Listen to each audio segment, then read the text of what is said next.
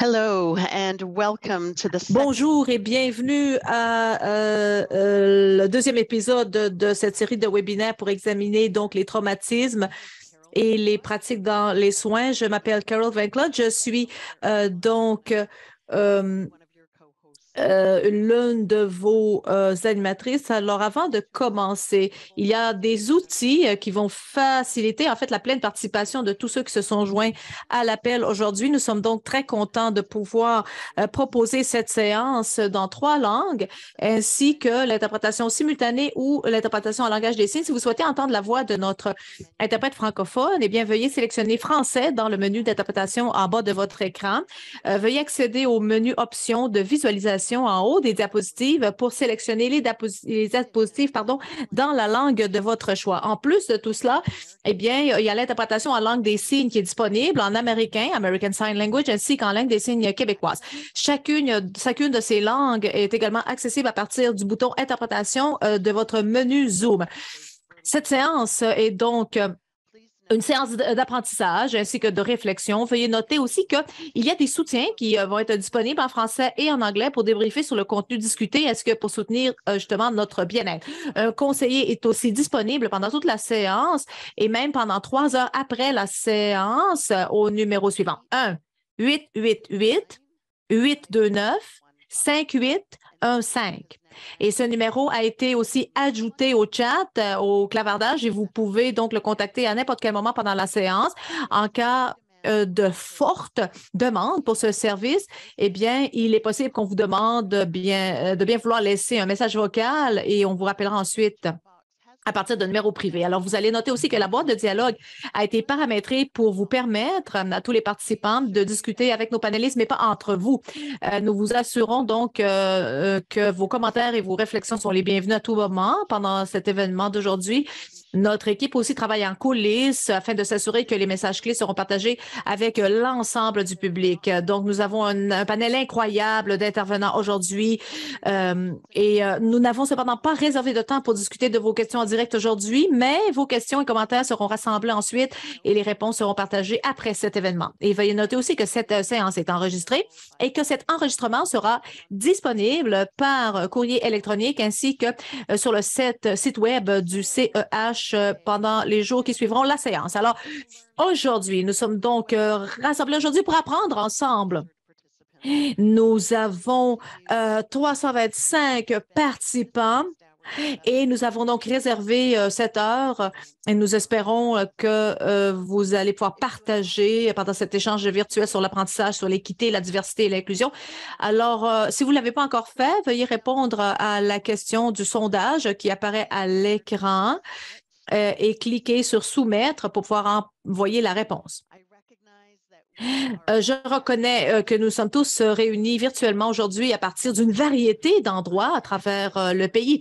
Je me joins à vous depuis mon bureau à domicile sur les terres traditionnelles non cédées de Mississauga, de Credit, Ashinabeg, Haudenosaunee et Wendat. Healthcare Excellence Canada est aussi engagé envers ces efforts de vérité, de réconciliation et nous essayons bien sûr de reconnaître qu'il s'agit d'un apprentissage. Nous sommes là en tant qu'individus, mais aussi collectivement en tant qu'organisation.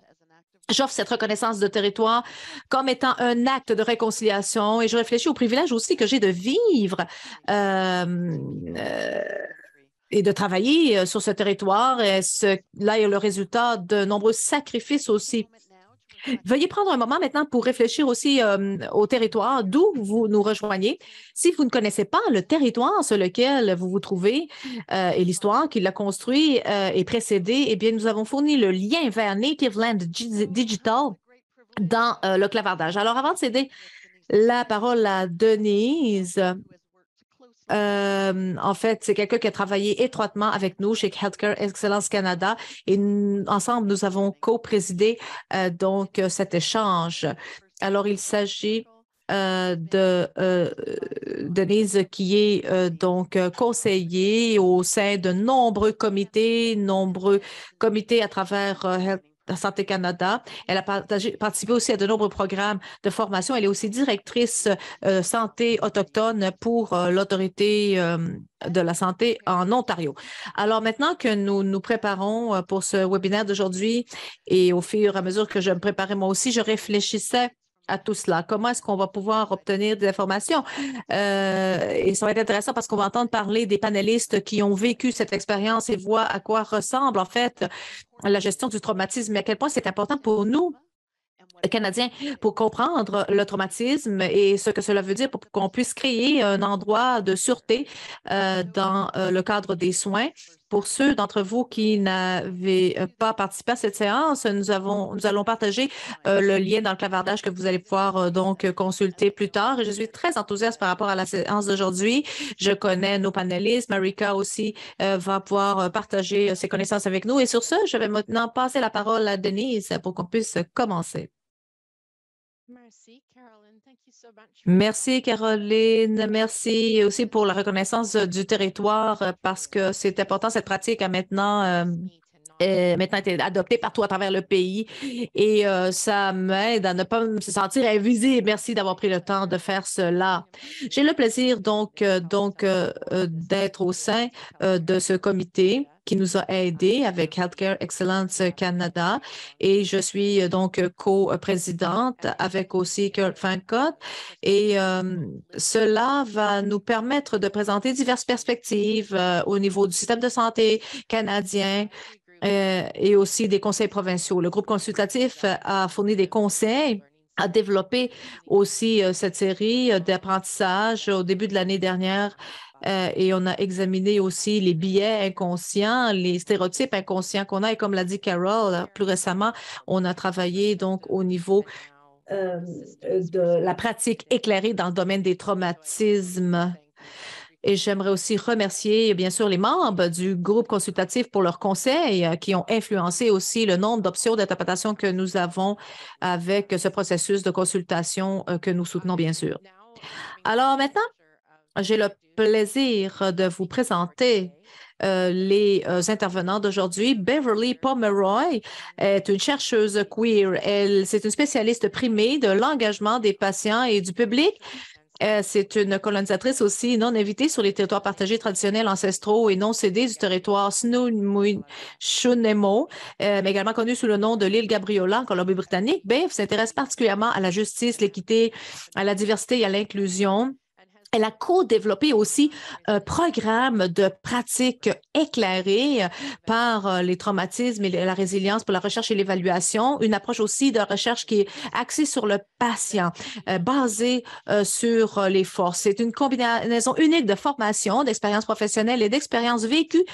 Cela a exposé Bev à des opportunités de leadership en plus des importantes dans un important environnement dans le domaine des soins de la santé, donc les services de laboratoire communautaires, ainsi que la sécurité des patients et l'amélioration de la qualité. Bev a atterri en fait dans la recherche orientée après que sa fille Sophia soit décédée en 2017 d'une maladie chronique rare à l'âge de 16 ans.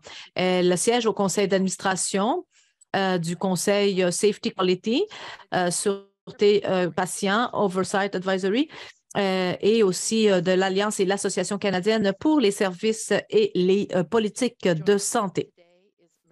Alors, il y a Marika Sandrelli aussi qui va se joindre à Bev aujourd'hui. Pendant plus de 40 ans, Marika a travaillé dans les domaines de la sensibilisation, du conseil, de l'éducation et du développement avec des personnes qui souffraient d'exclusion sociale due à la pauvreté, le sans-abrisme et la santé mentale, ainsi que la toxicomanie dans plusieurs pays d'Afrique et d'Amérique centrale, ainsi que dans le quartier downtown du centre-ville Eastside, est de Vancouver. Au cours des 16 dernières années, Marika a occupé aussi le poste de responsable de l'échange des connaissances pour les services de santé mentale et de toxicomanie au sein de Fraser Health.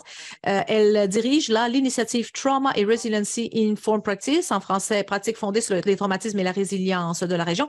Elle a enseigné également à l'Université Simon Fraser. Elle a obtenu là-bas une maîtrise en éducation sur la recherche contemplative.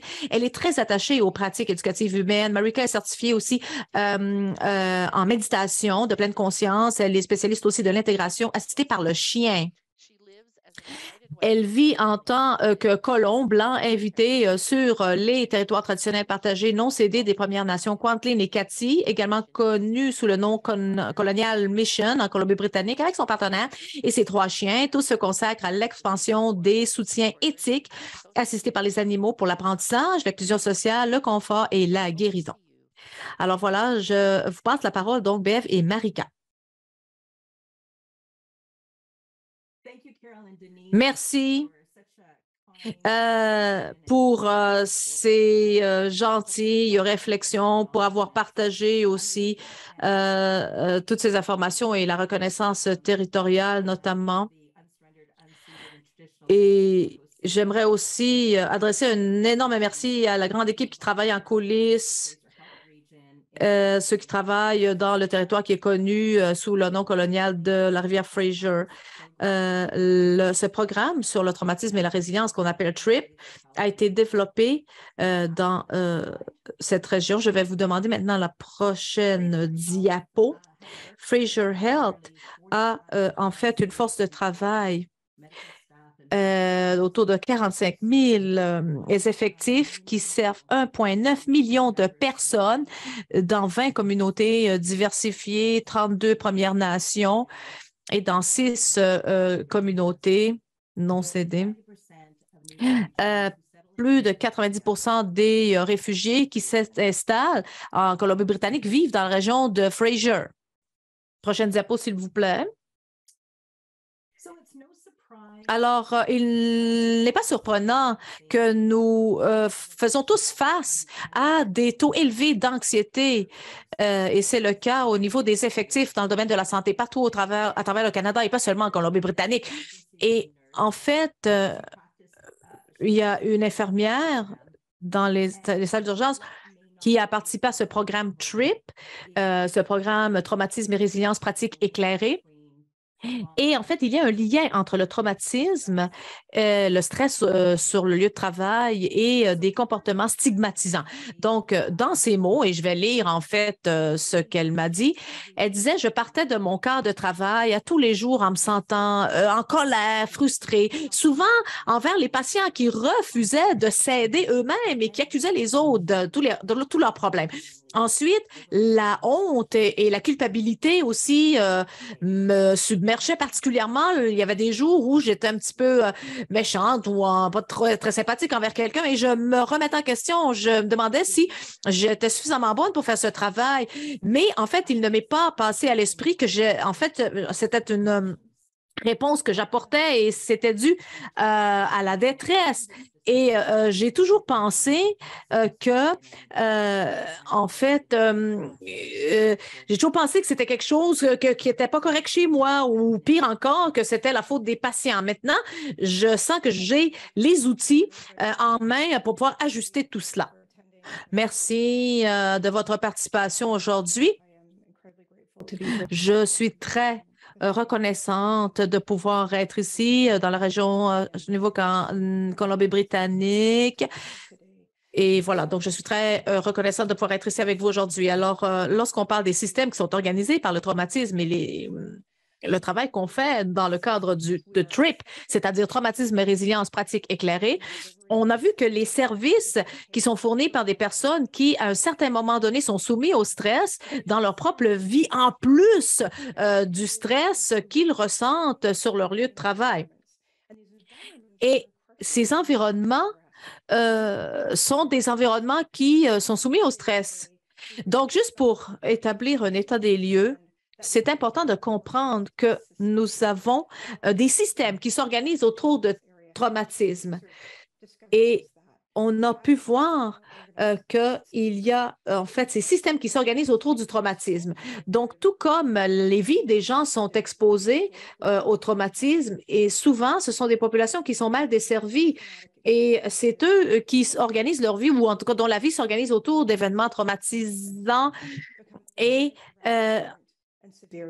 leur vie devient donc organisée et tourne autour de ce traumatisme qui est presque systémique.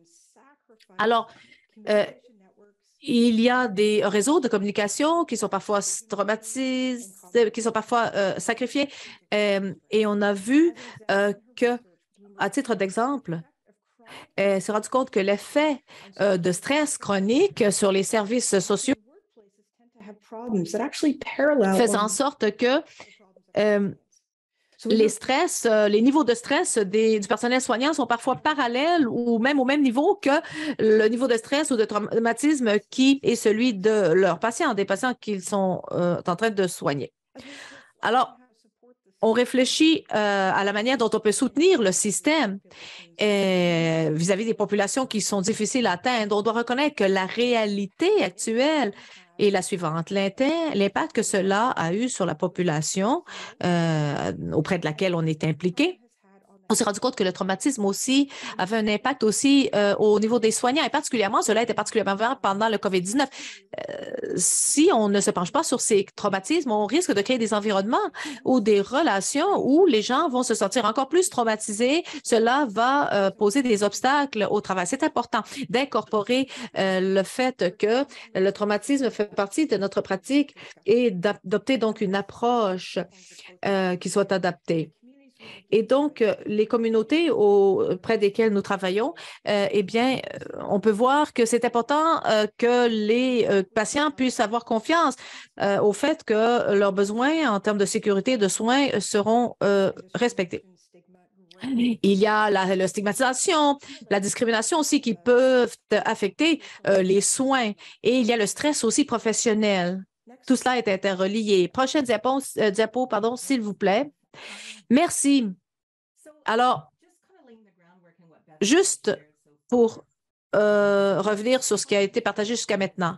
La pratique éclairée sur la base du traumatisme, c'est important de savoir ce que signifie le traumatisme, comment cela affecte aussi la qualité des soins. On a appris que le fait de savoir ce que c'est que le traumatisme ne suffit pas,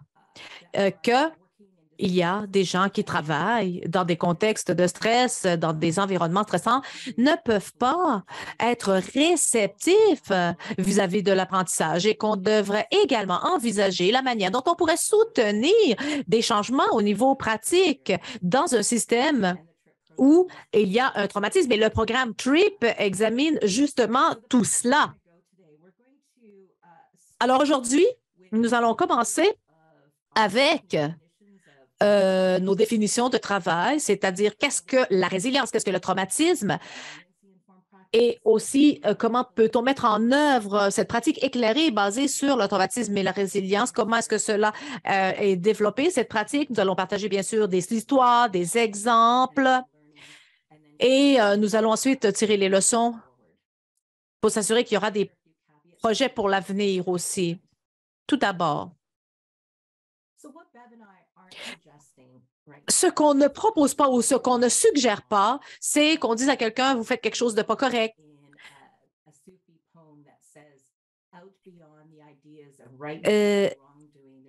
Le fait de faire bien ou de faire mal, c'est vraiment,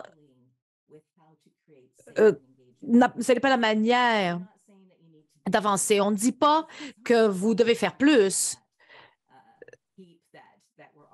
Donc, on fait tous face à cela et TRIP nous a montré qu'il s'agit plutôt de faire les choses différemment.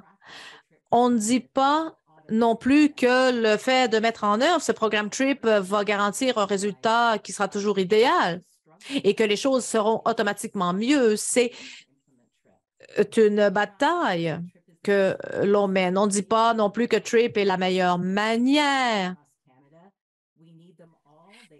On a besoin de toutes les pratiques pour se soutenir les uns les autres. On ne veut pas se positionner comme étant une force compétitive. On veut au contraire rassembler nos forces. Et on ne dit pas non plus que cela est facile ou que cela doit absolument être pertinent dans le contexte de ce que vous faites.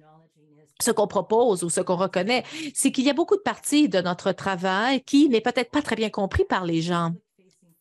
Le public qui fait face à une partie de notre travail ne voit pas tout ce qui se passe dans les coulisses. Et le public ne comprend pas nécessairement ça. Il faut reconnaître aussi que les petites choses peuvent faire des grandes différences et que les changements parfois sont une question de millimètres et non pas de kilomètres. On mesure donc, comme je le disais, ces changements par des petits pas. Et cela vient peut-être aussi de mon expérience. Je pense que parfois, le changement, eh bien, c'est nous-mêmes. Nous sommes le changement. Ce changement que nous attendions. Je ne dis pas que nous ne plaidoyons pas pour le changement, mais je pense que le changement doit venir de nous. Et chez TRIP, nous avons vraiment des professeurs incroyables à ce niveau-là. Nous répondons aussi tous à nos propres niveaux de détresse et cela affecte la détresse. Notre réponse au stress affecte notre niveau de détresse. TRIP est un programme qui est en développement. Nous sommes en phase d'apprentissage. Ce on partage avec vous aujourd'hui versus ce qu'on va partager avec vous dans des années, eh bien, cela ne sera pas la même chose. Ces choses sont appelées à évoluer. Alors, on veut commencer avec de ce qu'on parle. Qu'est-ce que c'est TRIP et le traumatisme?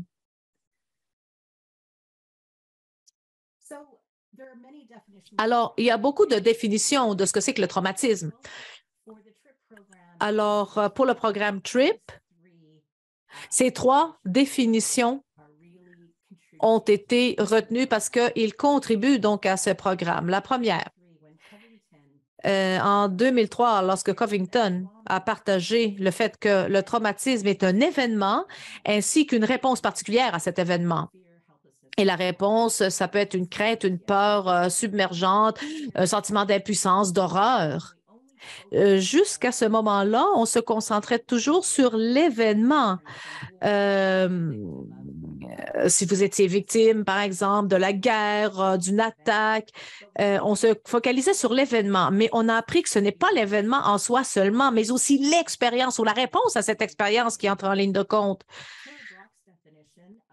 La définition de Tara Brach est que le traumatisme, c'est lorsque vous avez expérimenté un événement hors de votre contrôle qui vous fait peur et qui vous déconnecte de tout sentiment d'avoir des ressources ou de la sécurité ou de l'amour. À chaque fois qu'on a des relations, il y a par exemple, dans nos pratiques, il y a des politiques, la culture du service. Nous aidons dans notre pratique les gens à essayer de pouvoir capitaliser sur leurs propres ressources pour minimiser justement les effets des traumatismes. Et il y a aussi la réflexion sur la décolonisation qui est importante parce que cela va nous aider à comprendre que le traumatisme, le traumatisme est aussi une blessure de la violence coloniale qui peut être multigénérationnelle et qui peut englober une douleur historique, une perte historique. Alors, je te passe la parole, Bev. Merci, Marika, pour cela. Excellente définition. Alors, une chose qu'on s'est rendu compte au cours de notre parcours, c'est que c'est un voyage en même temps. Et en fait, le traumatisme doit être aussi envisagé dans le contexte de la décolonisation. Le terme traumatisme a des origines dans des contextes occidentaux et l'approche, le fait de décoloniser notre approche, c'est important de reconnaître cela. Il faut comprendre que il faut qu'on décolonise notre manière de penser et nos actions aussi. Et le terme décoloniser le traumatisme ne reconnaît pas nécessairement ces blessures de la violence coloniale.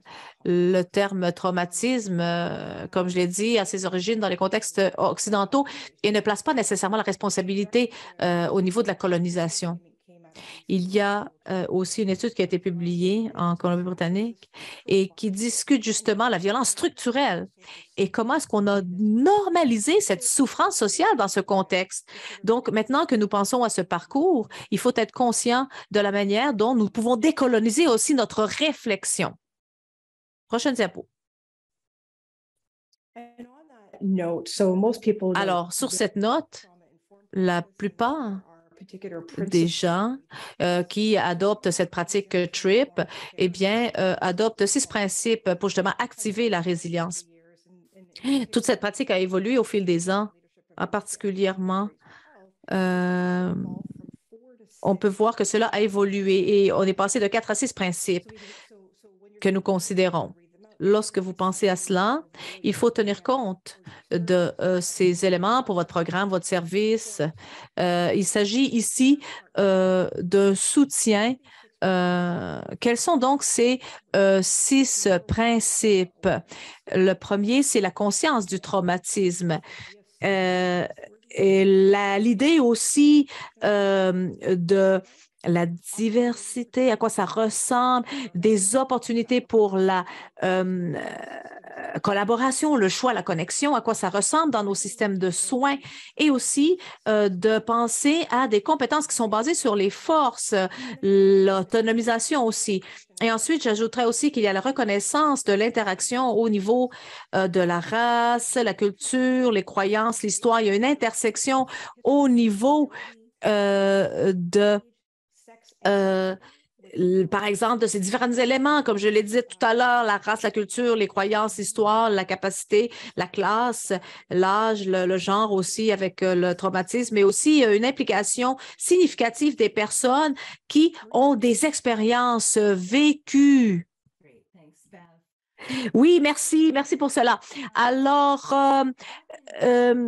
juste pour revenir, donc, il y a plusieurs années, donc, on peut voir que c'est important de mettre en œuvre ce qu'on appelle le TRIP. Donc, c'est le traumatisme qui peut bénéficier de la compassion, des pratiques éclairées et de la résilience. Et on peut voir aussi que il y a 2 à 3 ans, peut-être en 2016, je m'attendais donc à voir ces résultats publiés. C'est presque un cauchemar éducatif lorsque vous enseignez par rapport au traumatisme, où c'était le cas. Les participants qui participaient aux ateliers commençaient à même ressentir une expérience de traumatisme pendant l'atelier. Ils avaient un cadre, ils avaient les moyens pour pouvoir exprimer ce qui leur arrivait, leur réponse au traumatisme. Et ils reconnaissaient aussi qu'ils vivaient ou ils avaient traversé des traumatismes. Et donc, en fait, c'est important de pouvoir mettre fin à cela. Et donc, ce qui s'est passé, c'est que les participants, eh bien, étaient dans une réponse et cela se rapprochait de ce qui se passait au niveau de la pratique. Et donc, cela créait beaucoup de dissonance parmi les participants, chez les participants. Donc, on a fait un peu de recherche pour voir comment est-ce qu'on pourrait créer, par exemple, quelque chose qui pourrait aider les gens lorsqu'ils apprennent au sujet du traumatisme, eh bien, quelque chose qui pourrait les aider à devenir plus réceptifs, à soutenir mieux les autres et plus réceptifs pour justement apprendre ces cadres. Donc, qu'est-ce qu'on a fait? On a fait 2 choses principalement. Nous avons inclus cet aspect de on a commencé à décoloniser notre approche. Vous allez pouvoir voir le changement de théorie. Et on ne peut pas donner ce qu'on n'a pas reçu.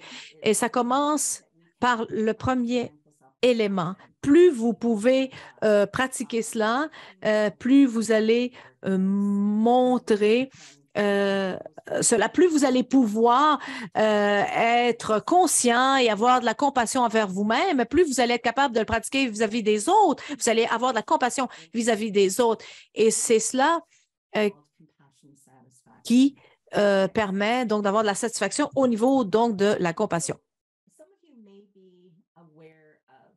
Certains d'entre vous peuvent être peut-être conscients de ce qu'on appelle la satisfaction de la compassion. Donc, on n'utilise pas le terme fatigue de compassion.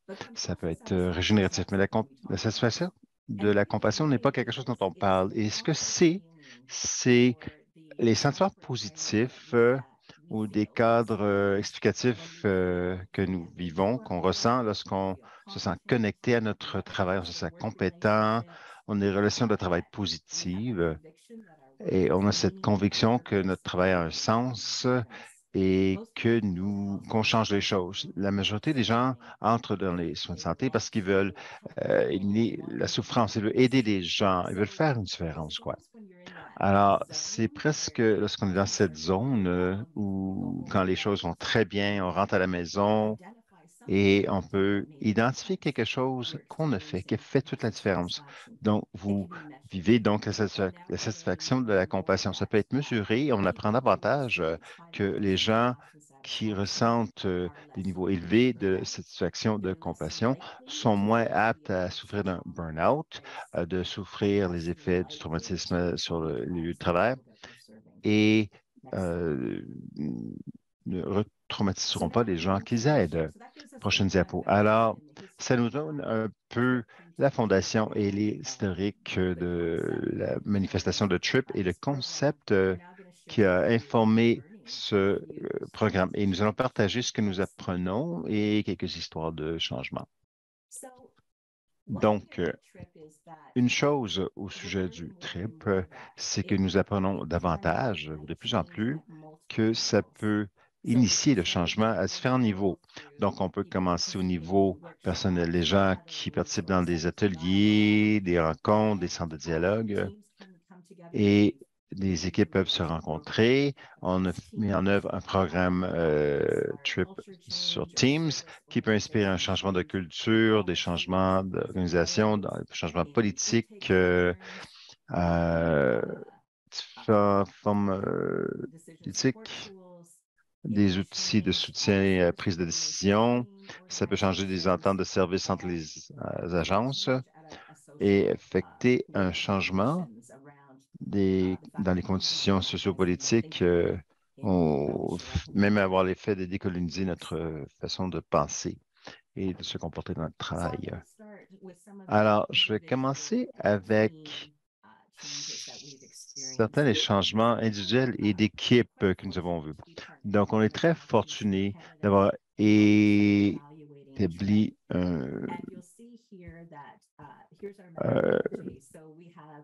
un contrat, si on veut, avec Health Actions Canada pour ça. Donc, nous avons fait une évaluation des gens qui ont participé dans des ateliers de séjour, de 7 heures plutôt.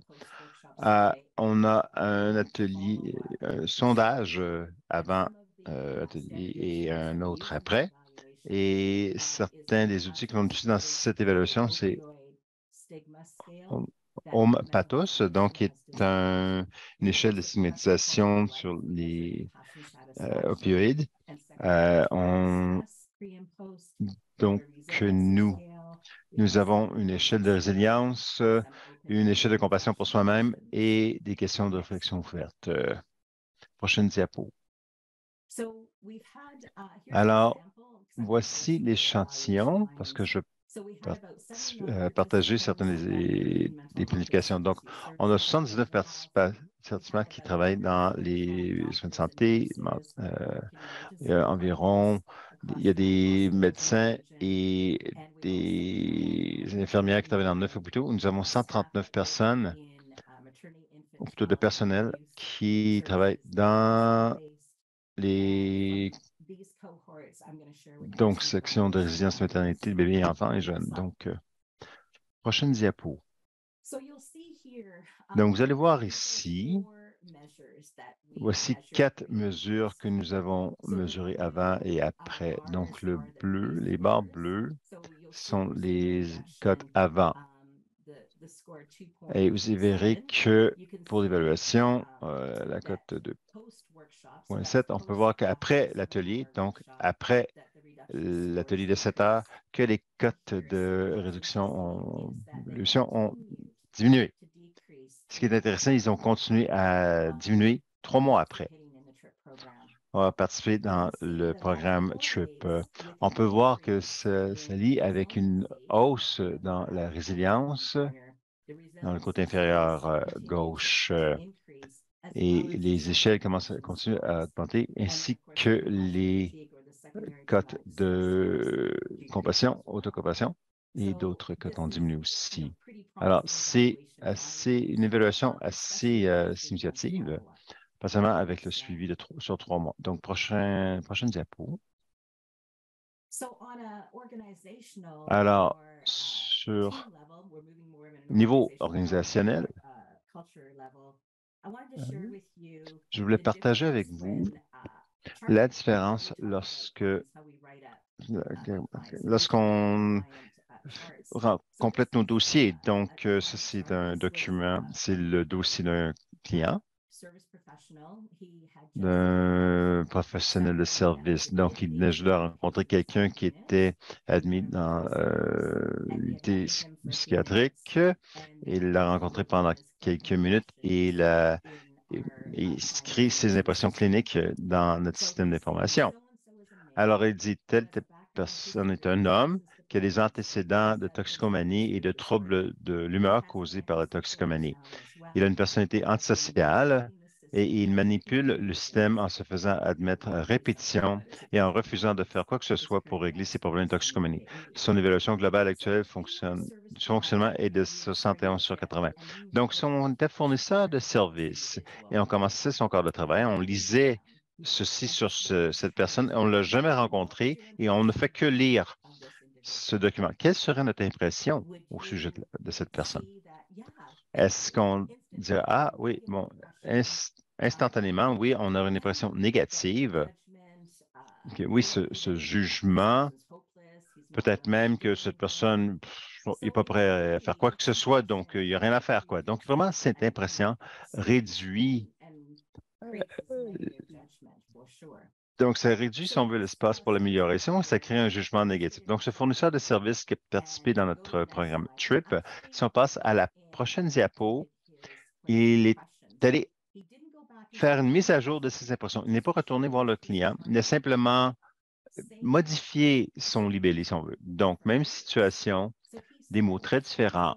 Donc, il a dit tel, identifie plusieurs, donc relève de nombreux facteurs de stress dans sa vie et admet qu'il consomme des substances pour l'aider à composer avec ses émotions fortement négatives. Il reconnaît que l'hôpital est un espace sûr où obtenir de l'aide quand il commence à perdre espoir et à penser à se faire du mal. Il connaît les différents programmes visant la consommation de substances à faire dans la communauté, mais il hésite à s'y inscrire parce qu'il pourrait manquer des occasions d'emploi et ne pas arriver à subvenir à ses besoins de base. Donc, si on lisait cela plutôt que ce qui était écrit avant, quelle serait votre impression? Donc, quelle serait votre impression avant de rencontrer cette personne? Quelles seraient les différences? Oui, en effet. Plus d'empathie, pas de jugement, de l'empathie, une compassion. Ils ont besoin de notre aide. Il y a espoir. Donc, il y a de la place pour, si on veut connecter ou. Donc, oui, exactement. Il y a des gens, est-ce que ça vous dérange si on retourne à la diapo antérieure afin que les gens puissent voir la différence entre les deux? Donc, l'impression originale et ensuite le travail de Trip était entré. On a changé le libellé après l'atelier d'un demi-jour. Donc, lorsqu'il est entré, il était vulnérable et honnête. Il dit, voici ce que j'ai écrit au sujet de quelqu'un ce matin et je vais entrer pour changer mon impression. Donc, on peut passer à la prochaine diapo. Merci. Donc, d'excellents commentaires. Merci beaucoup pour le partage. J'adore ce que vous dites. Il y a tellement de richesse dans vos commentaires, pas seulement d'humaniser l'individu. Prochaine diapo. Et je vais passer la parole à vous, Bev. Merci, Marika. Donc, j'ai le privilège de parler de l'éléphant dans la salle qui est la résilience et comme praticienne et je travaille dans le soin de santé, mais aussi pour personne responsable de ma fille. La résilience était comme des ongles sur un tableau noir. Quoi, j'avais une connotation négative au sujet de la résilience qu'on doit avoir. Plus de résilience qu'on donne un fardeau, on se donne un fardeau additionnel. Donc, résilience, vraiment pas le voir comme, pas savoir comme un mot une vulgarité, c'est de forcer, c'est pas offrir, si on veut, aux gens l'espace pour être vulnérables. Et souvent, ça nous met dans un coin. Alors, voici quelques suggestions qui ont évolué pour basées sur des recommandations parmi des groupes qui créaient des ressources sur le traumatisme et des outils de connaissance pour se baser plus sur une approche basée sur la force, quoi. Alors, on a commencé à regarder le terme résilience. Il y a une étude par le docteur Emma Warner. J'ai suivi un groupe d'enfants pendant 15 ans. Donc, on suit ce groupe d'enfants nés en 1965 sur une île hawaïenne, des périodes de 1 an, 10, 18 et à 32 ans. Et c'est une des études les plus longues qui existent. Et ce produit, c'est que dans le travail, il y avait donc c'est un groupe d'enfants multiraciaux qui ont été exposés à un stress périnatal, de la pauvreté, un environnement familial qui donc une pathologie aussi. Donc, on voit ça souvent dans avec plusieurs patients et des familles qui sont. Donc, si on regarde l'autre dossier, on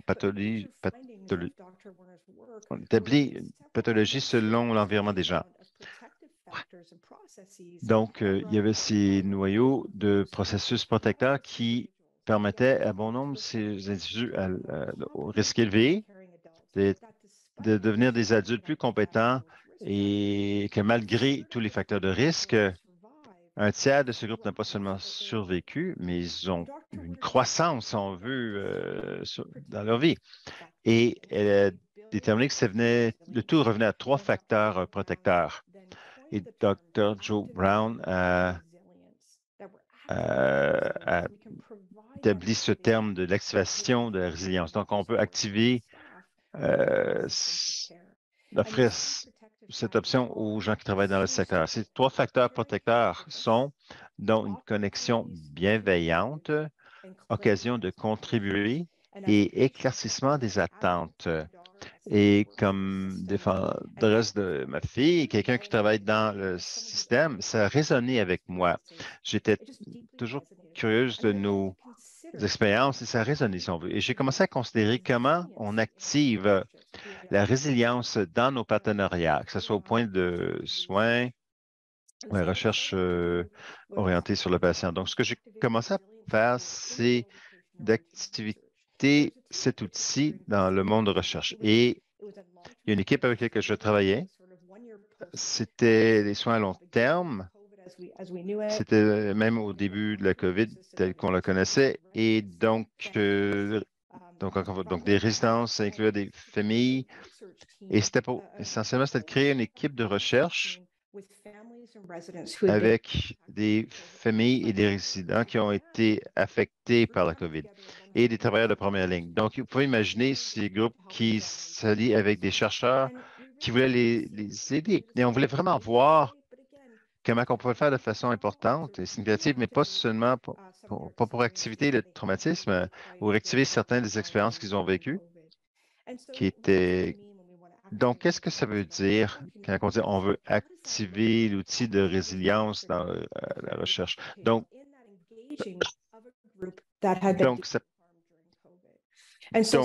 pour travailler avec un groupe qui a été vraiment affecté par la COVID.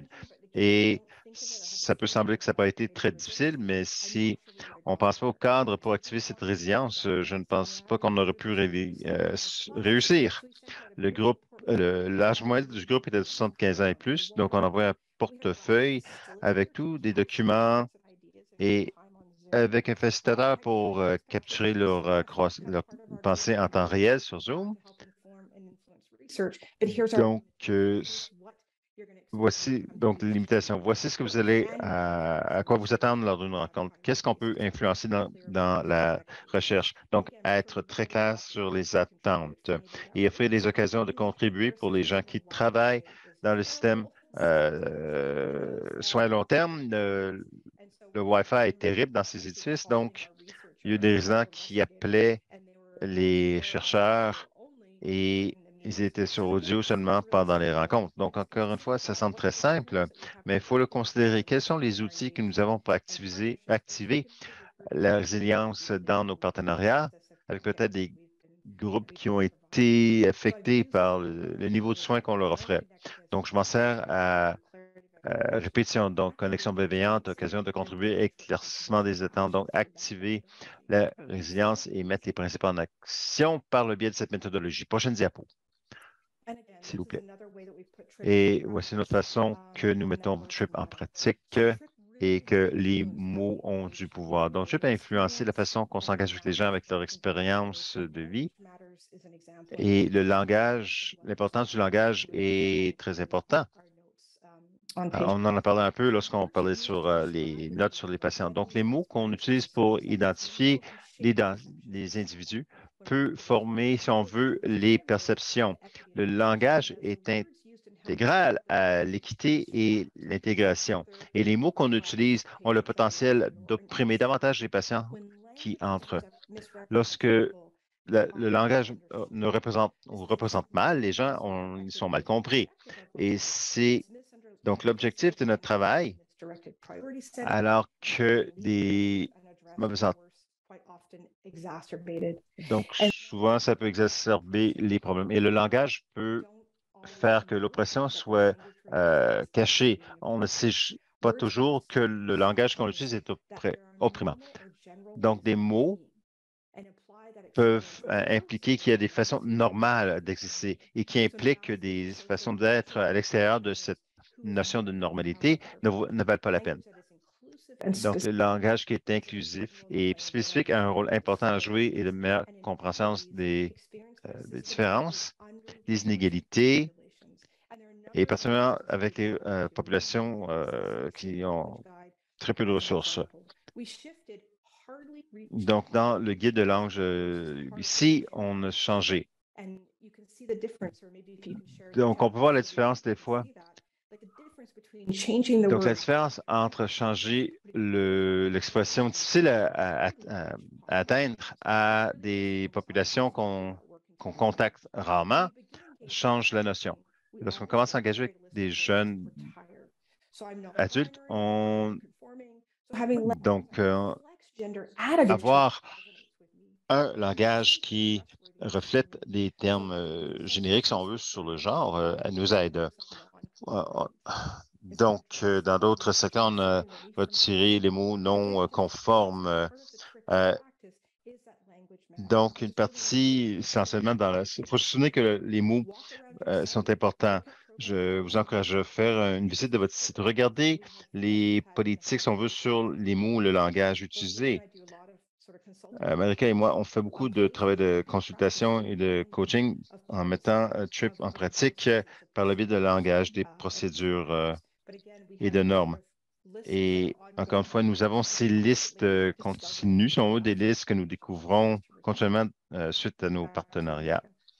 Donc, des mots à retirer de notre vocabulaire, quoi. À vous, Marika. Prochaine diapo. Je pense qu'une des choses que je me souviens le plus,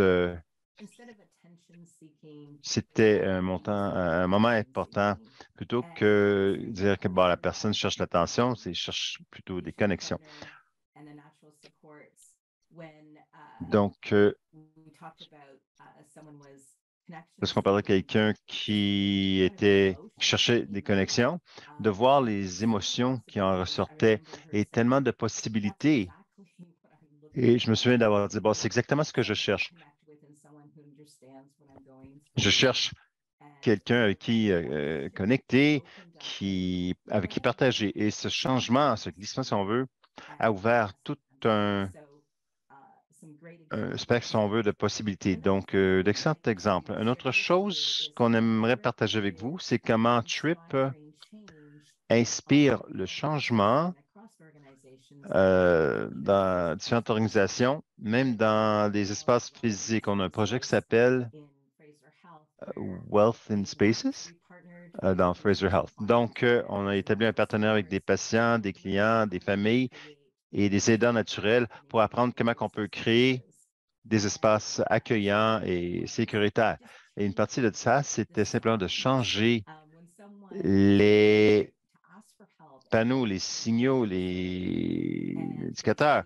Donc, lorsque quelqu'un, donc les affiches, quoi, plutôt. Lorsqu'il rentre et voit tous ces affiches disant, non, ne faites pas ça, ne faites pas ci, ne faites pas ça peut causer une réponse négative pour quelqu'un déjà qui se sent très stressé ou en détresse. Donc, on a changé le langage, si on veut. On a créé un langage, si on veut, accueillant. On a des affiches pour reconnaissance du territoire. On a créé de l'art avec des partenaires patients avec différentes images qui seraient plus accueillantes et réconfortantes. On a aussi changé les numéros des salles, les chiffres, les nombres par le biais des institutions, donc par le biais des pensionnats, les gens étaient des numéros et on les déshumanisait. Alors, plutôt que d'avoir salle 529, on l'appelait la salle du printemps, où ce que les gens entrent et voici la salle du printemps que vous voyez. Et dans certains des sites, nous avons tous les arbres et gènes de la Colombie-Britannique. On a la salle cèdre, la salle saule, saule-pleureur, si on veut. Donc, on a changé ça, la notion de chiffre ou de numéro, qui a traumatisé beaucoup de gens dans le passé, et on a changé avec des noms plus familiers. Nous avons encouragé les cliniciens de personnaliser leurs espaces, plutôt dépersonnaliser les espaces cliniques. Souvent, les cliniciens, pas pour être méchants, mais ils ont peut-être des photos de leurs enfants, des cartes d'anniversaire de leurs enfants pour faire personnaliser l'espace un peu plus. Mais c'est un client qui a vécu des événements de la vie tels qu'on les services sociaux ont retiré des enfants, etc. Ça peut soulever des expériences ou des souvenirs très traumatisants ou douloureux. Donc, on voulait que les salles reflètent quelque chose avec lesquels sont familiers. C'est pas comme si eux, ils rentraient et dans l'espace de quelqu'un d'autre. C'est votre espace en tant que patient ou en tant que client. Donc, des photos de la nature, des choses que vous voyez tous les jours, qui est plus familier, c'est plus réconfortant. Et aussi le choix des sièges.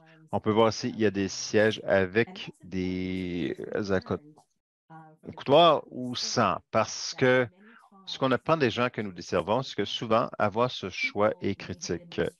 Les gens peut-être étaient attachés à des chaises des fois. Peut-être qu'ils avaient le sentiment qu'ils ont besoin des coudoirs pour la sécurité. Des gens de différentes tailles ont différentes préférences. Donc, on a toujours ce choix dans le style de chaise. Et aussi, on peut les déplacer pour s'asseoir, si on veut, plus près des membres de la famille qui sont là pour du soutien. Donc, ce sont les façons que Trip a changé nos espaces physiques. Prochaine diapo.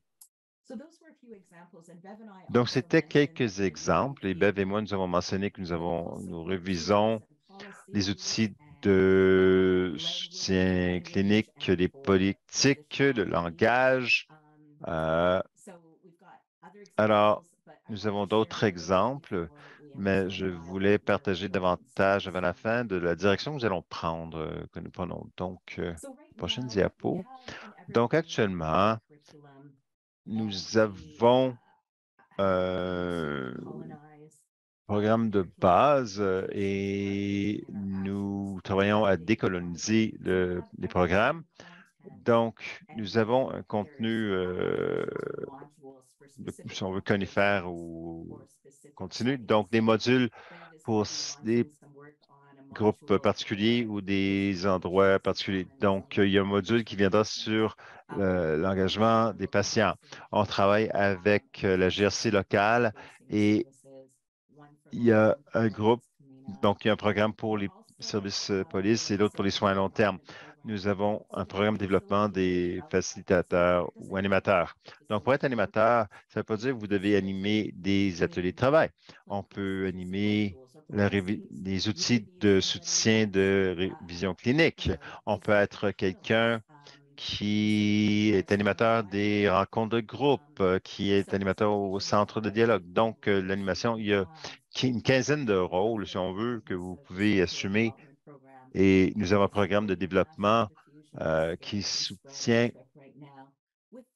la diffusion nationale de TRIP avec le financement de Santé Canada et nos partenaires, la Commission de santé mentale du Canada. Nous continuons éternellement l'évaluation. Et donc, les gens, c'est souvent des gens qui travaillent dans les soins de santé. Donc, et maintenant, nous allons passer au niveau de soins. Donc, comment le soutien des employés peut affecter la qualité des soins offerts et on a un centre de dialogue qui est en développement. Donc, tous les concepts plus sensibles autour de TRIP donc, sont partagés dans ces centres de dialogue. On se rencontre aux 2 mois et nous établissons aussi donc, nous allons avoir des volumes de des histoires, si on veut, des changements impliqués qui ont été apportés par TRIP. Ça va être basé sur des exemples de cas et on établit une liste de contrôle, si on veut, de préparation pour les gens qui veulent impliquer ces TRIP. Donc, prochaine diapo. On veut vraiment vous remercier. On n'est que 2 personnes ici dans une position très privilégiée de parler de TRIP, mais il y a tellement de gens qui étaient dans la salle qui ont contribué au programme TRIP. Nous travaillons avec des aînés autochtones partout au Canada. Nous travaillons avec des gens avec différentes expériences dans les familles. Et le soutien de la Commission de santé mentale du Canada a été inestimable. Donc, merci à tout le monde. Je vais passer la parole à Bev pour les derniers mots. Oui, juste pour répéter un peu ce que Marika a dit. Merci à vous tous et toutes pour votre participation. C'était un effort énorme et on est très reconnaissant d'être dans cet espace pour partager ça avec tout le monde aujourd'hui.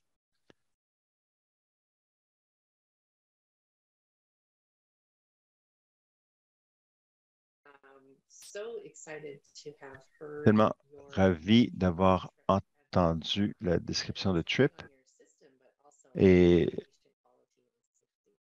donc les vessels et le système et la qualité de soins donnés au service.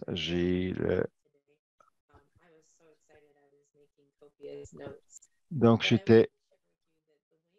je voulais partager avec vous que la façon que je vois, j'apprends et que j'apprends, c'est la façon que j'amène les forces de mes forces autochtones et la force du système. Donc, j'ai adoré votre fondation pour définir pour nous la façon que le traumatisme a été défini. Je suis désolé pour vous interrompre. Ça semble que votre casque d'écoute, on a du mal à vous entendre. C'est vraiment, c'est le microphone. C'est mieux, oui. Désolé. Donc, très excité de vos références au lien entre le traumatisme et le stress sur le travail et le comportement. Et, désolé. Donc, la référence que les services peuvent être organisés autour du traumatisme et les expériences. Dans ma communauté, on appelle ça la mémoire du sang ou épigénétique. Mais cette idée que je peux être un survivant intergénérationnel des pensionnats, même si c'était ma grand-mère qui était énormément. Et ce qui a résonné pour moi dans cette déclaration, c'est que les services peuvent devenir organisés autour de l'expérience de traumatisme. C'est de commencer à questionner s'il y a un risque pour notre système de santé en adaptant des façons de traumatisme dans la façon qu'on travaille ici. Et je vais aller encore plus loin avec l'idée que est-ce que ces expériences de traumatisme qui créent une base pour le racisme systémique. J'ai apprécié vos 3 points, votre événement, les 3, donc la déconnexion de la sécurité et l'amour et la composante historique.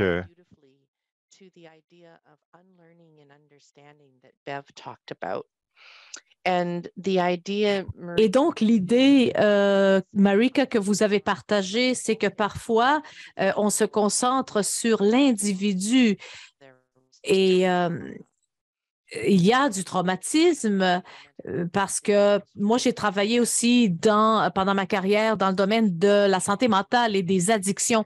Et parfois, ce n'est pas exactement ce qu'on voit. Parfois, les gens, juste le fait d'être capable de faire un choix différent et le fait de ne pas, il n'y a pas toute cette stigmatisation autour d'autres maladies. Par exemple, les gens ne choisissent pas d'être diabétiques, mais il y a une espèce de stigmatisation liée au choix lorsqu'on parle de ce traumatisme lié aux addictions. Et aussi, vous avez dit quelque chose qui m'a beaucoup aidé, le fait d'être ajusté ou en harmonie par rapport à notre ressenti, par rapport à la manière dont on se sent sur notre lieu de travail. Et ça peut faire en sorte qu'on se réénergise, qu'on ressente de la joie dans notre parcours professionnel, dans cette voie qu'on a choisie pour soi-même. Et aussi le fait que les mots ont un pouvoir. Et tout cela, lorsque j'ai entendu ça, ça remplit mon cœur. Dans notre communauté, il y a 7 générations. Si on remonte à 7 générations et on regarde aussi 7 générations à venir, l'idée donc que nous pouvons constituer le changement dans le domaine de la santé en étant informés au niveau des traumatismes, eh bien, c'est important. Vous avez montré notamment des diapos avec des ressources. Vous avez montré à quel point le changement personnel pouvait permettre cela et pouvait avoir cet effet domino. C'est un petit peu lorsque, comme vous lancez une pierre dans l'eau et cela fait les effets de vagues. Et donc, je vous remets au défi parce que vous êtes aussi vos ancêtres et cette génération vers l'avenir vont aussi regarder, faire une rétrospective et vont aussi voir ce que vous avez fait pour eux et vous allez à ce moment-là devenir, vous, l'ancêtre finalement. Donc, merci à vous tous, à tous ceux qui se sont joints à nous en ligne également pour pouvoir, eh bien, élargir vos apprentissages et essayer de désapprendre ce qu'on sait et être mieux informés par rapport au traumatisme.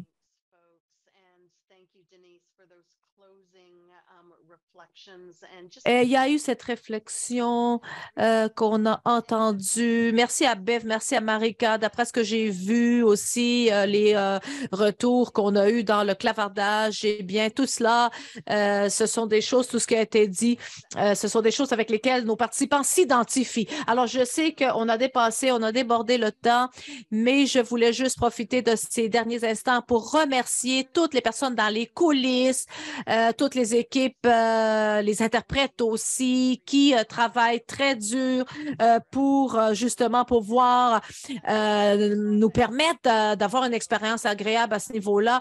Je sais qu'il y a beaucoup de travail ardu derrière les coulisses et derrière toute cette organisation. Alors, pour envisager l'avenir, eh bien, nous allons créer une 3e série justement pour cet échange d'apprentissage qui aura lieu en mai et en juin.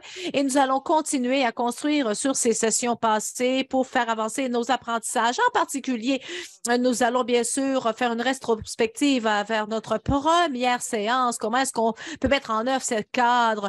La prochaine session parlera des approches pratiques parmi ceux qui ont le pouvoir et comment améliorer tout cela.